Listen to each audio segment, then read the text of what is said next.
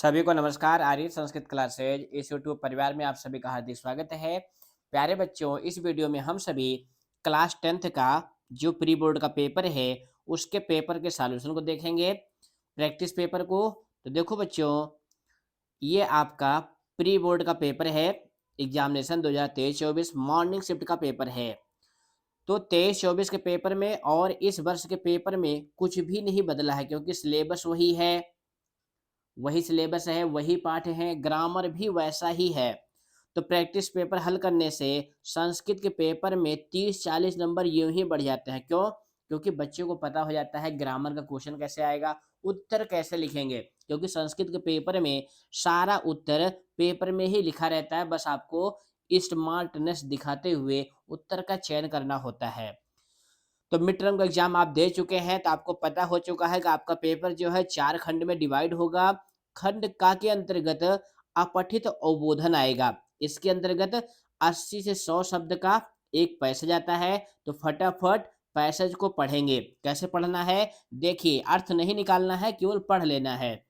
विद्या अध्ययनम समाप्य गुरुदक्षिणाम दातुम उत्सुकः कौत्सः एकदा गुरुम उपगम्य आत्मनः इच्छाम प्रकटितवान्। कौत्सस्य वचनं श्रुत्वा गुरुणः कथितं तौ विशुद्धया श्रद्धया उत्कृष्टभावनया परमसेवया च नितान्त अस्मि प्रसन्नः।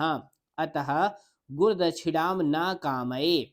आचार्यस्य वचनं श्रुत्वा कौत्सः पुनरभाषत, यद् भवन्तः मम सकाशात् दक्षिणां न गृहीष्यन्ति तदा मम अध्ययनं सर्वथा व्यर्थं भविष्यति इति मम विश्वासः। एवं प्रकारेण बारंबारम् अनुरोधेन कुपितः आचार्यः आदिष्टवान्। तौ मम सकाशात् 14 विद्याः अधीतवान्। अतः 14 कोटि स्वर्णमुद्राः मह्यं देहि। आचार्यस्य वचनं श्रुत्वा कौत्सः चिन्तामग्नः अभवत्, यत् इत्यः मुद्राः कुतः आनीयाः, कोऽपि दानी एतावत् धनं दातुं समना समर्था प्रतीयते। तस्मात् दातॄणां मध्ये रघोः सकाशम् एव चलितव्यम् इति विचार्य कौत्सः रघोः समीपम् अगच्छत्। यानी पैसेज पढ़ने से ही आपको पता चल जाएगा कि इस पैसेज का विषय क्या है। तो विषय क्या है? जो कौत्स है वो अपने गुरु को गुरुदक्षिणा देना चाहते थे। तो गुरु ने क्रोधित होकर के ज्यादा धन मांग लिया, तो वो रघु के पास गए थे। ये इसका विषय है। तो फटाफट आपको क्या करना है? सीधा क्वेश्चन पे चलना है। तो क्वेश्चन जो है 4 टाइप के आते हैं। ध्यान देना, कितने टाइप के आएंगे? 4 टाइप के। पहला टाइप होता है एक पदेन, यानी वन वर्ड के क्वेश्चन होंगे। तो पहला क्वेश्चन क्या है? गुर दक्षिणाम दातुम कह उत्सुकः। तो इसका उत्तर हो जाएगा कौत्सः। अब यही पैसेज तो आपके पेपर में आएगा नहीं। तो इस वीडियो से देखने का फायदा क्या है कि आपको उत्तर ढूंढना कैसे है वो आपको सीखना है। तो सबसे पहले क्या करेंगे? प्रश्न पढ़ेंगे, फिर इस लाइन को देखेंगे कि पैसेज में कहाँ पर है। तो देखिए, पहले ही लाइन में वो पूरे वाक्य आपको मिल गए, गुरुदक्षिणाम दातुम उत्सुकः कौतुषः। तो इस तरह से प्रश्न पढ़ेंगे, उत्तर पैसेज में ढूंढेंगे, जहां मिलेगा उसी वाक्य को आप लिख देंगे, तब भी आपको पूरे पूरे अंक प्राप्त होंगे। एक पद में लिखेंगे तो ज्यादा अच्छा होगा, पूर्ण वाक्य में लिखने से भी कोई हानि नहीं है। दूसरा प्रश्न क्या है? गुरु दक्षिणाम कौतुषः किम समाप्य गुरुम उपागच्छत। कौतुष जो है क्या समाप्त करके गुरु के समीप गए। तो ये उत्तर भी देखो उसी वाक्य में है। तो कभी कभी एक ही वाक्य में दो दो उत्तर छिपे होते हैं। तो क्या समाप्त करके? विद्या अध्ययनम, ये एक पद में इसका उत्तर होगा। अगला प्रश्न क्या है? बारंबारम अनुरोधेन कहा कुपिता अभवत। बार बार अनुरोध करने से कौन क्रोधी हो गए थे। तो ये लाइन देखो कहां पर है, ये देखिए यहां मिल गई ना। तो इस तरह से तो एक पद में इसका उत्तर हो जाएगा आचार्य। क्या हो जाएगा? आचार्य। इसके बाद बड़ा अखंड के अंतर्गत पूर्ण वाक्यन का प्रश्न होता है। इसमें भी 3 दिए गए होंगे, 2 करने होंगे, और ये 2-2 नंबर का प्रश्न होता है। ध्यान से करना, गलत ना होने पाए। पहला प्रश्न क्या है? कौतुषस्य वचनम श्रुत्वा गुरुणा किम कथितम। कौत्स के वचन को सुनकर गुरु ने क्या कहा। अब इसके लिए आपको पैसेज में ढूंढना है कि ये वाक्य कहाँ पर है। तो देखिए यहाँ पर लिखा हुआ है कौत्सस्य वचनम श्रुत्वा गुरुडः कथितम। अब ये वाक्य है तो इनका जो कथन है जो इन्वर्टेड कामा में है यहाँ से यहाँ तक आपको पूरा उत्तर लिखना है। तो इस तरह से आपको प्री बोर्ड में उत्तर लिखना है। अगला प्रश्न क्या है, कुपितः आचार्य किम आदिष्टवान, क्रोधी होकर आचार्य ने क्या आदेश दिया। तो ये लाइन भी देखिए, एक पदेन में भी ये लाइन आई हुई थी, कुपितः आचार्य आदिष्टवान तम मम सकाशात चतुर्दश विद्या अधीतवान अतः चतुर्दश कोटि स्वर्ण मुद्रा मह्यम देहि। यानी तुमने मुझसे 14 विद्याएं सीखी है, इसलिए आप जो है 14 करोड़ स्वर्ण मुद्रा मुझे लाकर दो। ये इसका उत्तर हो जाएगा। उसके बाद अगला प्रश्न क्या है, आचार्य वचनम श्रुत्वा कौतुषः मनसि का चिंता जाता। यानी कौतुष के मन में कैसी चिंता आ गई। तो इसके लिए देखिए इसका उत्तर कहाँ से कहाँ तक है, यहाँ से लेकर के और यहाँ तक है। कि उनके मन में चिंता आ गई कि इतनी मुद्रा यानी ये जो इतना धन है मैं कहाँ से लाऊंगा। तो यहाँ तक इसका उत्तर आपको लिखना है। तो इस तरह से एक पदेन और पूर्ण वाक्य तो सभी बच्चे करीब करीब कर लेते हैं। बच्चे गलती या कहाँ करते हैं, मैं वहां चलता हूँ। ई खंड के अंतर्गत बिल्कुल यही लाइन आपके पेपर में लिखी होगी, अस्य अनुच्छेदस्य कृते उपयुक्तम शीर्षकम संस्कृतेन लिखत। अब कुछ बच्चे क्या करते हैं, इसकी हिंदी ही उनको नहीं आती है, तो इसकी हिंदी ध्यान से सुन लो कि इस अनुच्छेद के लिए उपयुक्त शीर्षक यानी टाइटल लिखना है। यानी जो इस पैसेज का केंद्र भाव है, किसके ऊपर ये पैसेज लिखा गया है, वही एक शब्द में आपको लिखना होता है। तो किसके ऊपर लिखा गया था, कौत्स के ऊपर लिखा गया था, तो एक पद में लिख देंगे कौत्सः। इसके लिए ट्रिक क्या है कि आप पैसेज को पढ़िए और उसमें जो भी नाम मिल जाए, क्या मिल जाए, नाम मिल जाए, संज्ञा पद मिल जाए, वही लिख देंगे, आपको शीर्षक के पूरे नंबर प्राप्त हो जाएंगे। इसके बाद बड़ी ई खंड के अंतर्गत यथा निर्देशम आता है। ये थोड़ा सा कठिन होता है, 4 दिए गए होते हैं, 3 करने होते हैं और ये भी एमसीक्यू में आते हैं। तो इस प्रश्न को बिल्कुल स्किप मत करिएगा, ध्यान से देखिएगा कैसे उत्तर चुनते हैं। पहला क्या है, विशुद्धया श्रद्धया अत्र विशेषण पदम किम। विशेषण पद क्या होते हैं, जिसको आप इंग्लिश में एडजेक्टिव कहते हो उसी को संस्कृत में विशेषण कहते हैं। यानी जो संज्ञा या सर्वनाम की विशेषता बतलाते हैं। तो इसमें 2 पद हैं, विशुद्धया श्रद्धया। तो विशेषण कौन सा है, ये ख वाला ऑप्शन है, विशुद्धया। इस तरह से आपको चुनना है। श्रद्धया क्या है, विशेष पद है यानी संज्ञा पद है। पार्श्वम इत पदस्य किम समानार्थक पदम गद्यांश से प्रयुक्तम। अब इस तरह का प्रश्न आएगा तो बच्चों के मन में थोड़ा कंफ्यूजन हो जाएगा, क्योंकि इसका अर्थ आपको ध्यान देना पड़ेगा कि इसका अर्थ क्या है। तो इसका अर्थ है बगल में, तो उसमें आया हुआ है सकाशम। क्या आया हुआ है, सकाशम। दोनों का अर्थ होता है बगल में यानी समीप में। उपागच्छत इत क्रियापदस्य कर्तृपदम किम। अब इस टाइप का जब प्रश्न आपके पेपर में आएगा तो आप क्या करेंगे कि इस क्रियापद को देखेंगे पैसेज में कहाँ है, तभी आप जो है इसका जो सब्जेक्ट है वो चुन पाएंगे। देखिए उपागच्छत कहाँ पर है पैसेज में, बिल्कुल लास्ट में लिखा हुआ था उपागच्छत। तो इसका सब्जेक्ट क्या हो जाएगा, कौत्सः। उपागच्छत मतलब होता है समीप में आया। तो कौन आया था, कौत्स आए थे। किसके समीप में, रघु के समीप में। तो यहाँ पर देखो कौत्साह विकल्प में है, तो आपका ये वाला उत्तर सही हो जाएगा, घा वाला। गृहीतुम इत पदस्य किम विलोम पदम गद्यांश से प्रयुक्तुम। गृहीतुम माने होता है ग्रहण करने के लिए। तो इसका जो विलोम पद होगा वो होगा दातु, मतलब देने के लिए। तो इस तरह से आप करेंगे तो पहले प्रश्न के 10 में से 10 अंक प्राप्त करेंगे। उसके बाद प्रश्न नंबर 2 में क्या आएगा, लेटर आएगा यानी पत्र आएगा, वो भी मंजूषा से करना होगा।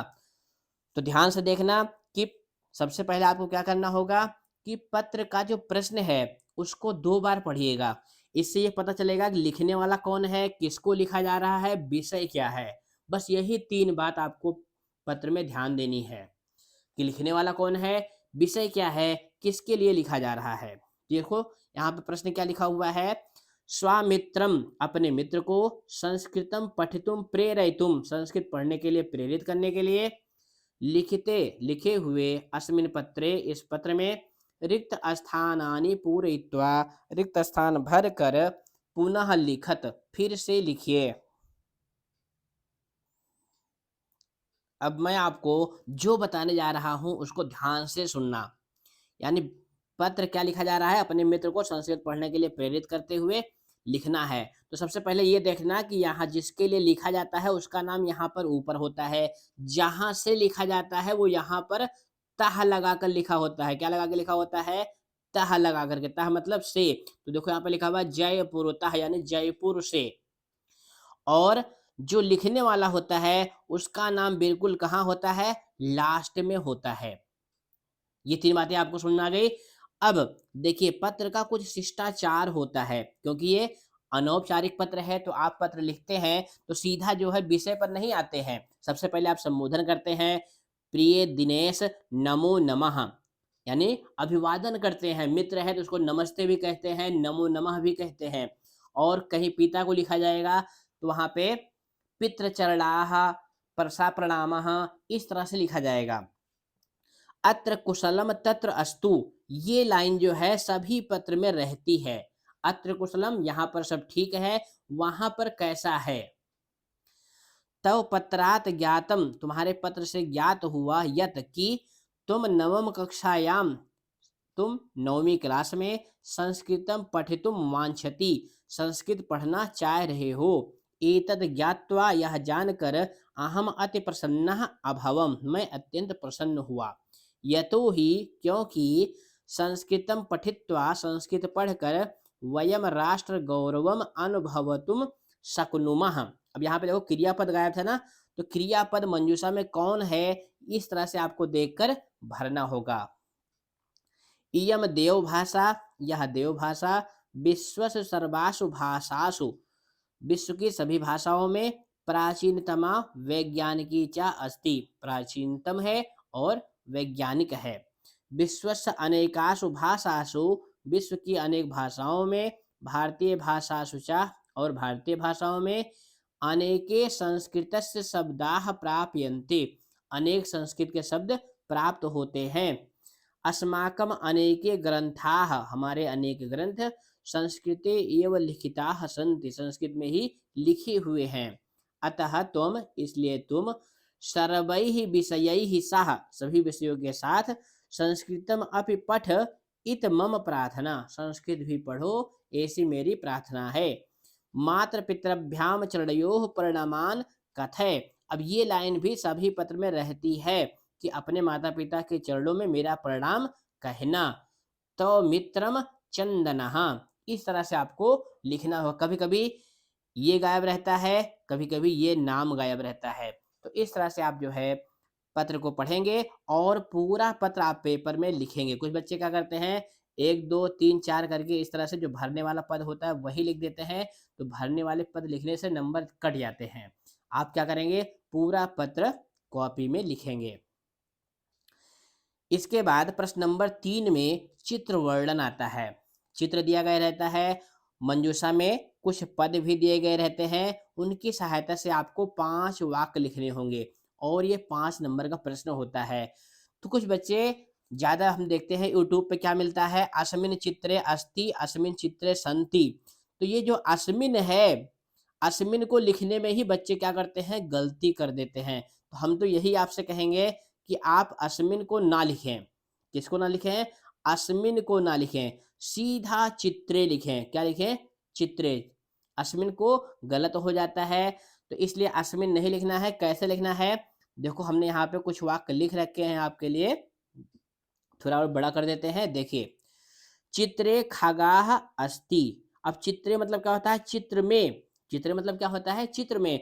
और अस्मिन लगाएंगे तो अर्थ हो जाएगा इस चित्र में। तो अस्मिन लिखो चाहे ना लिखो, सीधा चित्रे लिख दो। चित्रे खगाह अस्ति, चित्र में जो है पक्षी हैं। अब खगाह देखिए, ये देखो मंजूषा में मिल गया। तो इस तरह से और देखेंगे, वृक्षाह मिल गया। अब वृक्षाह में क्या है, बहुवचन है तो इसके साथ संति आएगा। कुर्वन्ति क्रियापद है, वृक्षारोपणम, शुद्धम वातावरणम। तो वाक्य छोटे बनाएंगे तब भी आपको एक वाक्य का 1 नंबर मिलेगा, बड़े बनाएंगे तब भी एक वाक्य का 1 नंबर मिलेगा। तो हम तो आपसे यही कहेंगे कि वाक्य छोटे बनाएं जिससे गलती की संभावना बिल्कुल ना हो। अगला वाक्य क्या है? चित्रे, चित्र में शुद्धम वातावरणम अस्ति, शुद्ध वातावरण है। अब शुद्धम देखो मंजूषा में है, वातावरणम भी मंजूषा में है। चित्रे बालकाः सन्ति, अब चित्र में देखो आपको ढेर सारे बालक दिखाई दे रहे हैं। चित्रे वृक्षाः सन्ति, चित्र में पेड़ भी हैं। चित्रे गृहम अस्ति, ये देखो ना घर में खिड़की है, दरवाजा है, तो आपको बस चित्रे गृहम अस्ति। सर्वे वृक्षारोपणम कुर्वन्ति, सभी क्या कर रहे हैं? पेड़ लगा रहे हैं। और कोई वाक्य ना बने तो आप लिख देंगे चित्रम सुंदरम अस्ति, तब भी आपको पूरे अंक प्राप्त होंगे। तो इस तरह से आप चित्र वर्णन करेंगे तो इसके लिए जो निर्धारित 5 अंक है, पूरे 5 अंक प्राप्त करेंगे। इसके अथवा के रूप में क्या होता है? अनुच्छेद लेखन होता है। एक टॉपिक दिया गया होगा, जैसे यहाँ पर देखो क्या दिया गया है, मम दिनचर्या। इसके ऊपर भी आप जो है 5 लाइन लिख सकते हैं। वैसे आसान क्या होता है? आसान तो चित्र वर्णन होता है, ज्यादातर बच्चे चित्र वर्णन करते हैं। अब मान लो कोई बच्चा के सर जी मम दिनचर्या हम कैसे लिखेंगे? तो देखिए दिनचर्या मतलब क्या होता है कि हमारे पूरे दिन की कार्यविधि, हम कितने बजे उठे, कितने बजे क्या क्या किए, वही हमारी दिनचर्या में आता है। तो क्या कैसे लिखेंगे? अहम पंचवादने उत्तिष्ठामि, मैं 5 बजे उठता हूँ। अब आप 9 बजे उठते हो तब भी कोई दिक्कत नहीं है, आप वाक्य लिख रहे हैं। षड्वादने व्यायामम करोमि, 6 बजे व्यायाम करता हूँ यानी कसरत करता हूँ। सप्तवादने विद्यालयम गच्छामि, 7 बजे विद्यालय जाता हूँ। विद्यालय मनसः पठामि, मनसा मतलब मन से, विद्यालय में मन लगाकर पढ़ता हूँ। सायंकाले खेलामि, शाम के समय खेलता हूँ। रात्रौ 10 वादने शयनम करोमि, रात्रि में 10 बजे सो जाता हूँ। तो इस तरह से इस टाइप का अगर कोई टॉपिक आए तो आप छोटे छोटे वाक्य बनाकर भी लिखेंगे। इसके बाद प्रश्न नंबर 4 पे आते हैं। ये थोड़ा सा कठिन क्वेश्चन होता है अनुवाद का, क्योंकि संस्कृत में ट्रांसलेशन बच्चों को यही कठिन लगता है। कुछ बच्चों को समझ में नहीं आता, सर जी हिंदी भी लिखी है, इंग्लिश में भी लिखी है, करना क्या है? तो क्या करना है? अनुद, अनुद मतलब क्या होता है? ट्रांसलेशन करना है, संस्कृत में बदलना है। अब इसके लिए देखिए आपके बोर्ड के पेपर में भी और यहाँ स्कूल के प्री बोर्ड के पेपर में भी हिंदी भी लिखी रहती है, इंग्लिश भी लिखी रहती है। तो मान लो हिंदी वाला वाक्य पढ़ने से आपको यह समझ में नहीं आ रहा है कि किस काल का है, तो आप इंग्लिश वाला वाक्य भी पढ़ लेंगे, उससे पता चल जाएगा किस टेंस का है। देखो जैसे पहला वाक्य क्या है? अच्छित घर जाता है। अब अच्छित वांट्स टू गो होम, अब यहाँ देखो वांट्स आ गया, यानी यस या ईएस फॉर्म आ गया, तो इससे क्या पता चला कि ये प्रेजेंट टेंस है। और प्रेजेंट टेंस के लिए संस्कृत में कौन सा लकार आता है? लट लकार आता है। तो हमारा वाक्य बनेगा अक्षितः गृहम गंतुम इच्छति। अगला क्या है? राम अयोध्या से वन को गए, राम अयोध्या से वन को गए। अब यहाँ देखो Ram went to forest from Ayodhya. अब यहाँ फ्रॉम मतलब क्या है? से, तो जिससे अलगाव होता है उसमें पंचमी आती है, इसीलिए अयोध्या में क्या हमने लिखा हुआ है? अयोध्यायाः। ये अयोध्या शब्द जो है लता की तरह आकारांत है और इसमें पंचमी का एक वचन लगाएंगे तो अयोध्यायाः बनेगा। तो रामः अयोध्यायाः वनम अगच्छत, या यहाँ पर गतवान भी लिख सकते हैं। क्या लिख सकते हैं? गतवान। अगला वाक्य क्या है? यह मेरा गांव है, दिस इज माई विलेज। तो इसका संस्कृत में बनेगा एषः मम ग्रामः अस्ति। अब यहाँ पर एषः जो है ये ग्रामा के लिए आया हुआ है, इसलिए यहाँ भी पुल्लिंग का रूप लगेगा। जो ग्राम शब्द है वो भी पुल्लिंग शब्द है। मम माने क्या होता है? मम माने होता है मेरा, और अस्माकम माने होता है हमारा। ध्यान देना, मम माने क्या होता है? मम माने होता है मेरा और अस्माकम माने होता है हमारा। अगला क्या है? माता भोजन बनाती हैं, मदर कुक्स फूड। तो माता भोजनम पचती, पकाने के लिए कौन सी क्रिया आती है? पच धातु होती है, पचती पचता पचंत रूप चलता है। तो माता भोजनम पचती। पांचवा वाक्य है अनुज की बहन आई है। तो अनुज की यानी अनुजस्य भगिनी आगच्छत, आई है, गच्छत माने होता है गई है, और उसी में बड़ा आ लगा देने से आगच्छत बन जाता है। इसका अर्थ होता है आई है। अगला है बालक सिंह से डरता है। ये डरने वाला वाक्य लगभग लगभग 9th में भी आता है और 10th में भी आता है। तो बालकः सिंहात बिभेति, ये विभेद क्रिया बिल्कुल ध्यान से देखना, इसमें भी धातु है, इसका रूप इसी तरह चलता है विभेत। विभेत माने होता है डरता है। तो डरने के लिए इस क्रिया को बिल्कुल 2-3 बार लिखकर याद कर लो कि विभेद माने क्या होता है, डरता है। पेड़ हमारे मित्र हैं, ट्रीज आर आवर फ्रेंड्स। वृक्षाः अस्माकं मित्राणि सन्ति। अब यहाँ कुछ बच्चे कहें सर जी मित्र तो पुल्लिंग शब्द है, तो मित्र जो है नपुंसकलिंग शब्द है, अगर मित्राः लिख देंगे तो गलत हो जाएगा, मित्राणि ही लिखना है, मित्र मित्रे मित्राणि, इस तरह से इसके रूप चलते हैं। तो इस तरह से ट्रांसलेशन जो है 7 रहेंगे, उसमें से आपको 5 करने होंगे। उसके बाद आते हैं खंड गा पे। ध्यान देना, वीडियो को बिल्कुल स्किप मत करना, क्योंकि अब ग्रामर शुरू हो रहा है। 25 नंबर का ग्रामर आएगा आपके पेपर में। तो ग्रामर के अंतर्गत सबसे पहला 5वां क्वेश्चन होता है संधि का।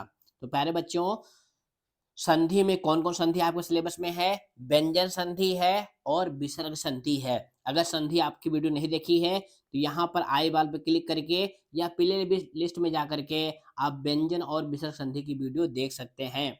अब यहाँ पे देखो पहला क्या है, वाक्य लिखा होगा, एक पद अंडरलाइन होगा, तो आपको केवल अंडरलाइन वाला ही पद देखना है, पूरे वाक्य से कोई लेना देना नहीं है। जो अंडरलाइन है, मोटे में लिखा हुआ है, उसी को देखना है, उसी में संधि या आपको विच्छेद करना है। यहाँ पर देखो एक ही शब्द लिखा हुआ है, तो इसमें क्या करना है, विच्छेद करना है। वानरस्तु, तो इसका विच्छेद होगा वानरः प्लस तु। अब यहाँ पे इसका नियम क्या है कि विसर्ग के बाद में अगर ता हो, क्या हो, ता, तो विसर्ग जो है सपेरा वाले सा में बदल जाता है।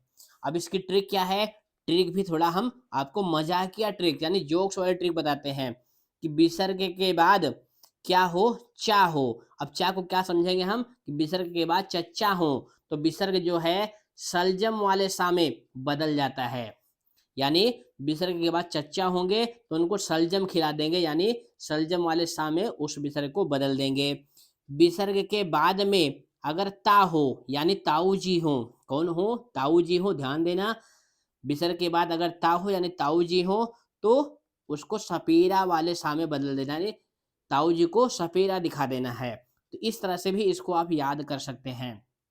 अगला क्या है, करुणा परो गिरही। अब यहाँ पे इसका विच्छेद होगा करुणः परः गिरही। यहाँ पे कौन सा नियम लगा है कि विसर्ग के पहले छोटा आ है, विसर्ग के बाद जो है हर्ष प्रत्याहार का वर्ण है, इसीलिए विसर्ग जो है ओ में बदल गया है। ये सब हमने आपको संधि वाली वीडियो में अच्छे से बताया है। अगला क्या है, परैहि प्लस ना। अब यहाँ पर देखो प्लस लगा हुआ है तो इसमें संधि करनी है, तो क्या हो जाएगा, परैर्ना, यानी जो विसर्ग है उसके पहले क्या है, आए है, तो विसर्ग जो है किस में बदल जाएगा, ये आधे रा में बदल जाएगा। तो इस तरह से लिखेंगे परैर्ना, यानी विसर्गस्य उत्तम रत्वम और विसर्गस्य स्थाने सा सा सा, यही विसर्ग संधि में आपके सिलेबस में है। अगला क्या है, केचित वृष्टि भी।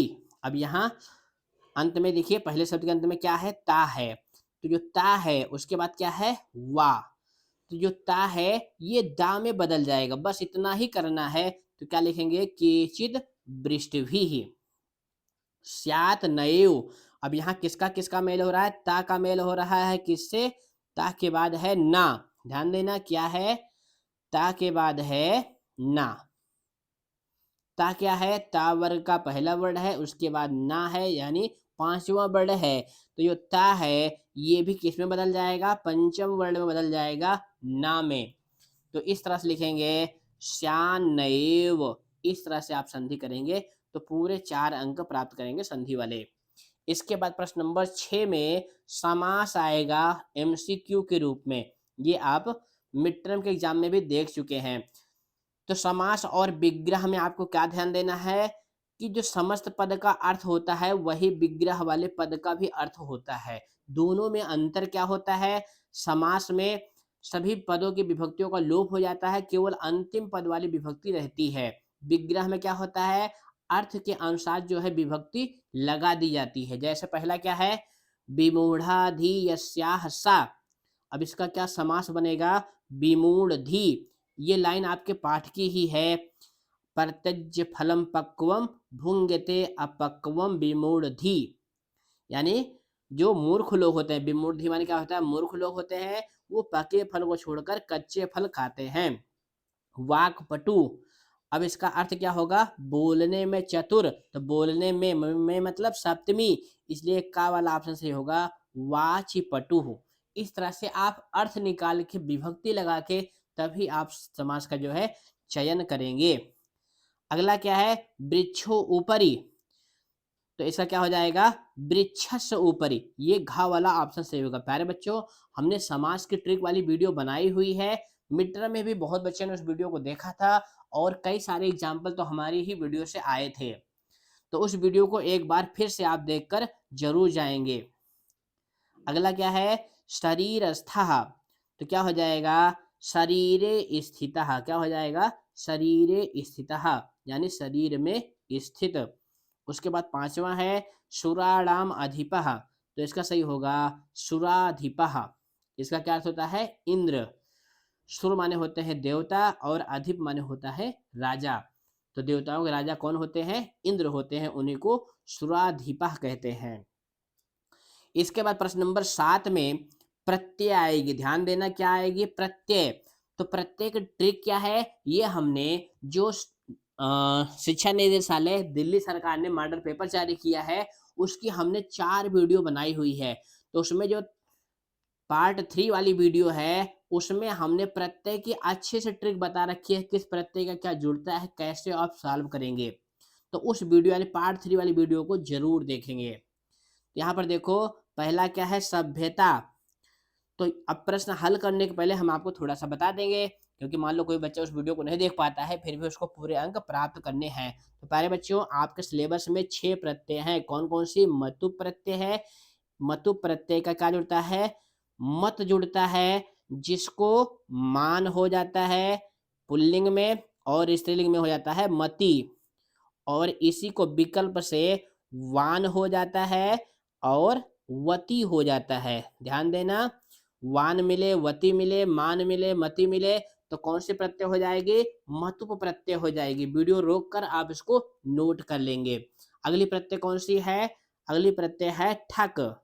ठक प्रत्यय का इक जुड़ता है। क्या जुड़ता है? इक। इसके भी तीनों लिंगों में अलग अलग रूप बनते हैं। पुल्लिंग में बनता है इकाहा, स्त्रीलिंग में बनता है इका, और नपुंसक लिंग में बनता है इकम। ये आगे वाले पद के आधार पे इकाहा, इका, इकम का आप जो है चयन करेंगे। अगली प्रत्यय कौन सी है? अगली प्रत्यय है त्वा। इस प्रत्यय का क्या जुड़ता है? त्वम जुड़ता है। अगली प्रत्यय है तल। तल प्रत्यय का क्या जुड़ता है? तल प्रत्यय का ता जुड़ता है। उसके बाद आपके सिलेबस में 2 स्त्री प्रत्यय भी हैं। कौन कौन सी? टाप प्रत्यय है और गीप प्रत्यय है। ध्यान देना, प्रत्यय चयन में नहीं तो आप गलती कर देंगे। गीप प्रत्यय दोनों स्त्री प्रत्यय हैं, यानी पुल्लिंग शब्द को स्त्रीलिंग में बदलते हैं। टाप प्रत्यय का बड़ा आ जुड़ता है, गीप प्रत्यय का बड़ी ई जुड़ता है। बस यही 6 प्रत्यय आपको याद रखनी है। अब आते हैं हम सीधा क्वेश्चन पे। तो देखो, पहला क्या है? सभ्यता। अब अंत में क्या मिल गया? ता। तो इसमें तल प्रत्यय है। अब तल देखो, यहाँ भी लिखा हुआ है, तल यहाँ भी लिखा हुआ है, लेकिन यहाँ पे सभ्यता प्लस तल लिखा हुआ है, इसलिए गलत है। सभ्य में तल जोड़ेंगे तब सभ्यता बनता है। अगला है रमणीय प्लस टाप। अब टाप का हमने अभी क्या बताया था? बड़ा आ जुड़ता है, तो क्या सही हो जाएगा? ये खा वाला ऑप्शन सही होगा, रमणीया। अब कुछ बच्चे कहेंगे सर जी, बड़ा आ की मात्रा तो सब में लगी हुई है, हम कैसे जानेंगे कि बड़ा आ किस में जुड़ा हुआ है? तो ध्यान देना बच्चों, टाप प्रत्यय जब जुड़ेगा ना तो शब्द में कोई परिवर्तन नहीं आता है, केवल लास्ट में बड़ा आ की मात्रा लग जाती है। अब यहाँ देखो रमणीठा लिखा हुआ है, यहाँ पे रमणा लिखा हुआ है, यहाँ पे रमणीयता लिखा हुआ है, तो केवल टाप प्रत्यय जोड़ने से बड़ा आ की मात्रा लगेगी, शब्द में कुछ नहीं बदलेगा, इसलिए उत्तर सही होगा आपका रमणीया। अगला है धैर्यवान, तो धैर्यवान का क्या हो जाएगा, धैर्य प्लस मतुप, अभी हमने आपको ऊपर बताया। पाषाणी, अंत में क्या मिल गया, बड़ी ई मिल गया, तो कौन सी प्रत्यय है, गीप प्रत्यय है। बस इतना ही आपको ध्यान देना है, आप फटाफट संस्कृत में अच्छे नंबर पाते चले जाओगे। भाषा प्लस ठक, अब ठक, ये अगर ठक और टाप, ठक और मतुप रहे तो बाद वाले शब्द को जरूर ध्यान देना। तो भाषा प्लस ठक जोड़ेगा तो बनेगा भाषिक, क्या बनेगा, ध्यान देना, भाषिक बनेगा। अब इसमें उसके आगे क्या है, ज्ञानम है, तो ये भाषिकम सही होगा। क्या सही होगा, भाषिकम, यानी ये घ वाला ऑप्शन सही होगा। इसके बाद प्रश्न नंबर 8 आता है, इसमें वाच्य परिवर्तन आएगा। तो प्यारे बच्चों, वाच्य परिवर्तन संवाद के रूप में ही आता है 3 नंबर का। तो देखो सम वाच्य में क्या होता है, 3 तरह के वाच्य होते हैं, कर्तृवाच्य, कर्मवाच्य और भाववाच्य। तो यहाँ पे कृष्ण और अर्जुन का संवाद है। कृष्ण कहते हैं, हे पार्थ, हे अर्जुन, सदा धर्मस्य पक्षे भवामी। अब भवामी है तो इसका जो सब्जेक्ट है वो क्या हो जाएगा, अहम सही होगा। अर्जुन, अर्जुन कहते हैं, अधुना एतत् मया। अब ये मया क्या है, तृतीया का एक वचन है, तो जो क्रिया आएगी वो यते वाली आएगी या फिर यंते वाली आएगी। अब यहाँ पे देखो किस में यते है, ये खा वाले में यते है, तो यानी कर्ता में तृतीया रहेगी, तो क्रिया यते या यंते वाली होगी। बस समझ आई, क्रिया यते या यंते लिखा होगा तो आपको कर्ता में तृतीया लगाना होगा, कर्म में प्रथमा। इसके बाद तीसरा क्या है, कृष्ण पुनः कहते हैं, कृष्ण यदि ज्ञायते त्रहि अलम चिंतया। अब ज्ञायते मिल गया ना, यानी यते मिल गया, तो यहाँ पे क्या सही होगा, त्वया सही होगा, क्योंकि इसमें भी प्रथमा है, इसमें भी प्रथमा है, इसमें भी प्रथमा है, तृतीय केवल त्वया में है, इसलिए ये सही होगा। अर्जुन, अर्जुन फिर से कहते हैं, अहम अवश्यम युद्धम। अब यहाँ पे क्या सही होगा, करिष्यामि, क्योंकि यहाँ पे अहम लिखा हुआ है, तो क्रिया भी जो है कर्तृवाच्य की आएगी, करिष्यामि। अर्जुन कहते हैं, मैं अवश्य ही युद्ध करूंगा। इसके बाद प्रश्न नंबर 9 है, क्या करना होता है, समय लेखन है, यानी घटिका सबसे आसान क्वेश्चन नहीं होता है। तो 9 का हो जाएगा 9 वादने, 9:30 का हो जाएगा 9:30 वादने, 10:15 का हो जाएगा 10:15 वादने, 11:45 यानी 11:45, तो पादोन द्वादश वादने। बच्चे इसी में गलती करते हैं, कुछ बच्चे लिख देंगे पादोन एकादश वादने, तो एकादश नहीं है, 11:15 को क्या कहते हैं, पादोन द्वादश वादने। 4:30 को सार्ध चतुर्वादने। फिर भी घटिका आपको नहीं आती है तो उसके लिए हम कहोगे तो हम छोटी सी वीडियो बना देंगे। उसके बाद प्रश्न नंबर 10 आता है, किसका, अव्यय का आता है। तो अव्यय मंजूषा में लिखा होगा, वाक्य के अनुसार आपको अव्यय भरने होंगे। तो सबसे पहले क्या करेंगे, जो अव्यय लिखे होंगे उनकी हिंदी आप जानने की कोशिश करेंगे, क्योंकि आपने साल भर पढ़ा हुआ है। तो सर्वथा माने होता है हमेशा, स्व माने होता है कल, वो भी कैसा कल, आने वाला, यानी टुमारो। हयह माने होता है कल, वो भी कैसा कल, बीता हुआ, यानी यस्टरडे। तावत माने होता है तब तक। अब यहाँ पे देखो, कियांशः नृत्यम करिष्यति, करिष्यति मतलब करेगा, तो इसमें स्व भरेंगे इसीलिए। यावत आरक्षकः आगच्छति, जब तक जो है पुलिस वाला आता है, तावत चौरः पलायते, तब तक चोर भाग जाता है। प्यारे बच्चों, हम आपको बताना चाहेंगे कि यहाँ पे जो यावत है और तावत है ये एक साथ आते हैं, यदा और तदा ये भी एक साथ आते हैं। यदा माने जब, तदा माने तब, यावत माने जब तक, तावत माने तब तक। अगला क्या है, रविवासरः आसीत, आसीत मतलब था, इसलिए हाया हाया, हाया माने क्या होता है, यस्टरडे, यानी कल रविवार था। बुद्धि बलवती तन्वी सर्वकारेषु सर्वदा, हे तन्वी, बुद्धि सब काम में बलवान होती है। ये दूसरे पाठ की अंतिम लाइन है आपकी। अब आते हैं प्रश्न नंबर 11 पर। इसमें क्या आता है, अशुद्धि संशोधन। ध्यान देना, प्रश्न नंबर 11 में 3 नंबर की अशुद्धि आएगी। यानी एक वाक्य लिखा होगा, उसमें एक अंडरलाइन होगा जो कि अशुद्ध होगा। उसी के शुद्ध विकल्प आपको एमसीक्यू से चयन करना है। तो कैसे चयन करेंगे ये ध्यान से देखना, बिल्कुल वीडियो को भगा के मत देखिए, क्योंकि संस्कृत में आप तभी अच्छे नंबर पाएंगे। हिमकरः शीतला भवति। अब यहाँ पे देखो शीतला आ की मात्रा लगी हुई है और यहाँ पे क्या लिखा हुआ है हिमकरः, यहाँ विसर्ग है तो इसका जो विशेषण है वो भी विसर्ग वाला होगा, तो हो जाएगा शीतला, ये वाला ऑप्शन सही होगा। अब ये क्यों नहीं सही होगा, क्योंकि ये बहुवचन में है इसलिए ये सही नहीं होगा। तौ फलान खादंती, प्यारे बच्चों ध्यान देना, जो तव है प्रथम पुरुष द्विवचन का करता है तो इसकी क्रिया हो जाएगी खादतः। जलः निर्मलम अस्ति, तो जलः जो है जलः अशुद्ध है, शुद्ध क्या होगा जलम, जलम निर्मलम अस्ति। चौथा क्या है, अहम स्वपत्रम लिखामी।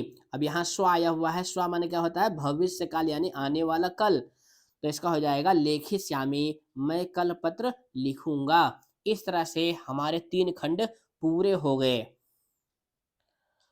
अब आगे के प्रश्नों को हम फटाफट सॉल्व करेंगे, क्यों, क्योंकि पठित अवबोधन है तो इसमें जो है इसके अंतर्गत 30 नंबर का प्रश्न आएगा। प्रश्न नंबर 12 में एक गद्यांश आएगा, यानी जो स्टोरी वाला पार्ट है उसमें से आएगा। अब यहाँ पर देखो ये पैसेज जो आया हुआ है, विचित्र दैवगति तस्यामेव रात्रे कश्चन चौरः गृहांतर प्रविष्टः। अब लाइन पढ़ने से आपको पता चल गया किस पाठ की लाइन है ये, विचित्रा साक्षी जो पाठ है उसी पाठ की लाइन है। तो हम आते हैं सीधा क्वेश्चन पे। इसमें भी पहले प्रश्न की तरह ही इसको भी सॉल्व करेंगे, यानी प्रश्न पढ़ेंगे वो लाइन पैसेज में कहाँ है वहीं से उत्तर इसका मिल जाएगा। तो कहा गृहाभ्यंतरम प्रविष्टः, अब ये देखो यहाँ पे लिखा हुआ है चौरः गृहाभ्यंतरम प्रविष्टः, तो एक पद में उत्तर हो जाएगा चौरः। चौरः काम आदाय पलायिता, चोर क्या लेकर भागा, तो यहाँ पर देखो लिखा हुआ है ना कि वहां पर रखी हुई एक पेटी को लेकर भागा था, तो एक पद में हो जाएगा मंजूषाम। अतिथि ही केन प्रबुद्धा, जो अतिथि था वो कैसे जागा था, तो कैसे जागा था यहाँ पर लिखा हुआ है चौरस पाद ध्वनिना प्रबुद्धा अतिथि, तो कैसे जागा था पाद ध्वनिना यानी उसके पैर की आवाज से। आप भी रात में सोते रहते हैं तो पैर की आवाज होती है तो आप जाग जाते हैं। तत्र किम विचित्रम अघटयत, वहां पर क्या विचित्र घटना घटी, तो इसके लिए देखो पैसेज में कहाँ से कहाँ तक लिखना था, पैसेज में आपको यहाँ से यहाँ तक लिखना था विचित्रम अघटत चौरः उच्चैः क्रोशितुम आरभ चौरो अयम इत, यानी जो चोर था वही जोर जो चिल्लाने लगा कि यह चोर है यह चोर है। तो इस तरह से आप जो है इसका उत्तर ढूंढेंगे। ग्रामवासिनः कम अभर्त्सयन, ग्रामवासी जो है किसकी निंदा करने लगे, तो इसके लिए देखो यहाँ पर लिखा हुआ है ना कि बराकम अतिथि में एवं चौरम पत्वा अभर्त्सयन, यानी बेचारे अतिथि की ही निंदा करने लगे थे। अगला क्या है, कह चौरा आसीत, चोर कौन था, तो इसका उत्तर देखो बिल्कुल अंतिम लाइन में लिखा हुआ है ग्रामस्य आरक्षी एवं चौरह आसीत, जो गांव का पुलिस वाला था वही चोर था। तो ये एक पद है और पूर्ण वाक्य है, तो सभी बच्चे लगभग लगभग 100% कर लेते हैं। बच्चे गलती कहाँ करते हैं, ई खंड में यानी यथा निर्देशम में, इसमें भी बच्चे पूरा वाक्य लिख देते हैं, तो पूरा वाक्य लिखने से मिलता है 0। इसमें आपको एक पद में उत्तर लिखना होता है, यानी जो एक शब्द पूछा जाए। जैसे देखो क्या पूछा गया है, पलायिता इत क्रियायाः कर्ता का, पलायिता का जो है कर्ता कौन है, अब कर्ता या क्रिया पूछा जाए तो इसके लिए आप सीधा पैसेज में जाइए और पलायिता देखिए कहाँ पर है, ये देखो पलायिता है। तो मंजूषा को लेकर कौन भागा था, चौरह यानी चोर भागा था, तो इसका उत्तर एक शब्द में लिख देंगे चौरह, क्या लिखेंगे चौरह। विचित्रा दैवगति अत्र विशेषण पदम किम, यहाँ पे विशेषण पद कौन सा है, यानी इन्हीं दोनों पदों में आपको देखना है, पैसेज में नहीं ढूंढना है। विचित्रा दैवगति में विशेषण है विचित्रा। उच्चैः, इस पद का विपरीतार्थक पद क्या है, नीचैः। उच्चैः माने होता है जोर से, नीचैः माने होता है धीरे से। उसके बाद प्रश्न नंबर 13 में श्लोक आएगा यानी गद्यांश आएगा यानी पद्यांश आएगा, उसमें से आपको प्रश्न के उत्तर लिखने होंगे। आचारः प्रथमो धर्मः इति एतद् विदुषां वचः तस्मात् सदचेत सदाचारं प्राणेभ्यो अपि विशेषतः, यानी आचार जो है मनुष्य का पहला धर्म है, ऐसा विद्वानों का वचन है, इसलिए हमें प्राण से भी बढ़कर उसकी रक्षा करनी चाहिए। अब पहला प्रश्न क्या है, कह प्रथमो धर्म, पहला धर्म कौन है, तो इसका उत्तर हो जाएगा आचारः। तस्मात् कम रक्षेत, तो इसका उत्तर हो जाएगा सदाचारम। किसकी रक्षा करनी चाहिए? अपने आचरण की रक्षा करनी चाहिए। प्राणेभ्यो विशेषतः कम रक्षेत। अब इसका भी उत्तर हो जाएगा सदाचारम। उसके बाद पूर्ण वाक्य में आता है किम विदुषाम वचः, विद्वानों का क्या मत है। तो मान लो आपको संस्कृत इतनी अच्छी नहीं आती है, तो विदुषाम वचः मिल गया तो आप ऊपर वाली लाइन लिख दोगे तो आपको पूरे अंक प्राप्त हो जाएंगे। छोटा सा उत्तर क्या होगा? आचारः प्रथमो धर्मः इत विदुषाम वचः। अगला क्या था? सदाचारम कथम रक्षेत, सदाचार की कैसे रक्षा करनी चाहिए। इसके लिए आपको दूसरी लाइन लिखनी है कि सदाचारम प्राणेभ्यो विशेषतः रक्षेत। श्लोकानुसारेण प्रथमः धर्मः कः। अब इसमें जो है कह को हटा करके आचारा लगा करके पूरा वाक्य आपको लिखना है। इसमें भी यथा निर्देशम का प्रश्न आता है, ध्यान देना बच्चे यही ज्यादा गलती करते हैं। प्रथमो धर्मः, अत्र विशेषण पदम किम, इसमें विशेषण पद कौन सा है? तो प्रथमो है। प्रथमो भी आप लिख सकते हैं, प्रथमा भी लिख सकते हैं, यहाँ पे संधि हुई है।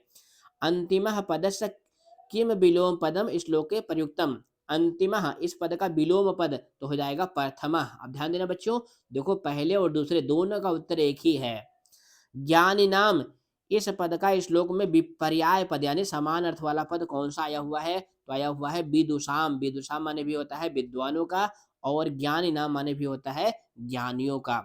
इसके बाद प्रश्न नंबर 14 में जो है, जो नाट्यांश वाले पाठ हैं, तो प्यारे बच्चों हम आपको बताना चाहेंगे आपके सिलेबस में 2 ही पाठ जो है नाटक वाले हैं। कौन सा? शिशुलालनम है, सौहार्दम प्रकृति शोभा, 2 ही चैप्टर हैं जो नाट्यांश वाले हैं, तो उन्हीं दोनों चैप्टर से ये वाला पैसेज आएगा। अब यहाँ पर देखो का कहा पी कहा का कहा, ये का कहा पी का देखने से ही पता चल गया कि किस पाठ का पैसेज है, सौहार्दम ही प्रकृति शोभा। अगर आपने पाठ नहीं पढ़ा हुआ है तो उसके लिए हमने वीडियो बना रखी है, प्ले लिस्ट में जाएं, आप सभी पाठों को एक साथ भी पढ़ सकते हैं। तो देखो पहला प्रश्न क्या है, कह कृष्णवर्णः, काले रंग का कौन है? तो देखो कौवा कहता है ना अहम कृष्णवर्णः, तो एक पद में हो जाएगा काकः। अलम अलम अत विकथनेन कह वदति, इस वाक्य को कौन कहता है? तो देखो किसके आगे लिखा हुआ है? पीकह के आगे लिखा हुआ है। तो इस तरह का प्रश्न आए कि इस वाक्य को कौन बोलता है, तो जिसके आगे वो लाइन लिखी है वही उसका वक्ता होगा, तो उत्तर हो जाएगा पीकह। अनिर्तम वदस चेत काकः दसेत, झूठ बोलने पर कौन काटता है? तो आप जानते हैं झूठ बोले कौवा काटे, तो इसका उत्तर हो जाएगा काकः। इसके बाद पूर्ण वाक्य का प्रश्न है, कह आदर्श छात्रा मन्यते, आदर्श विद्यार्थी कौन माना जाता है? तो इसके लिए देखो कौवे वाले वाक्य में लिखा हुआ है, कौवा कहता है काक चेष्टा विद्यार्थी एवं आदर्श छात्रा मान्यते, तो ये हो जाएगा का उत्तर। उसके बाद खा क्या है? पीका किम वदति, कोयल क्या बोलती है? तो कोयल क्या बोलती है? जो कोयल के आगे वाक्य लिखा हुआ है वही वो बोलती है, तो ये हो जाएगा उसका उत्तर। उसके बाद अगला क्या है, पिकस संतति कह पालयति, तो यहाँ कह को हटा के का कह लिख करके पूरा वाक्य आप लिख लेंगे कि कोयल के बच्चे को कौन पालता है? तो कौवा पालता है। अब इसमें भी एक खंड के अंतर्गत यथा निर्देशम होता है, बच्चे यहीं पर ज्यादा गलती करते हैं। सत्यम इत पदस्य विलोम पदम, विलोम पद कौन सा आया हुआ है? तो आया हुआ है अनिर्तम। अनिर्तम माने क्या होता है? असत्यम यानी झूठ। काक चेष्टा विद्यार्थी इत्यत्र विशेष पदम किम, ध्यान देना बच्चों, यहाँ पे विशेषण नहीं पूछा गया है, यहाँ पे विशेष पूछा गया है, तो विशेष है विद्यार्थी। काक चेष्टा क्या है? विशेषण है। मन्यते इत क्रियापदस्य कर्तृपदम किम, तो क्रिया, इसका जो सब्जेक्ट पूछा गया है तो इसका सब्जेक्ट है विद्यार्थी या आदर्श छात्र। अब इसके बाद प्रश्न नंबर 15 में प्रश्न निर्माण का प्रश्न आता है, तो इसमें जो अंडरलाइन होता है उसी को हटाना होता है। किम शब्द के रूप आप तीनों लिंगों में याद करते हैं और सप्तकाकार, तो प्रश्न निर्माण संस्कृत में कैसे करते हैं उसके लिए भी हमने वीडियो बना रखी है, तो यहाँ आई बाल पर क्लिक करके उस वीडियो को भी आप देख सकते हैं। यहाँ पे क्या लिखा हुआ है? उद्यमेन समः बंधु ना अस्ति, तो प्रश्न हो जाएगा केन समः बंधु ना अस्ति, किसके समान जो है मित्र नहीं है। प्रजा नाम हिते राज्ञः हितम भवति, तो यहाँ पे राज्ञः में षष्ठी है तो इसका हो जाएगा कस्य।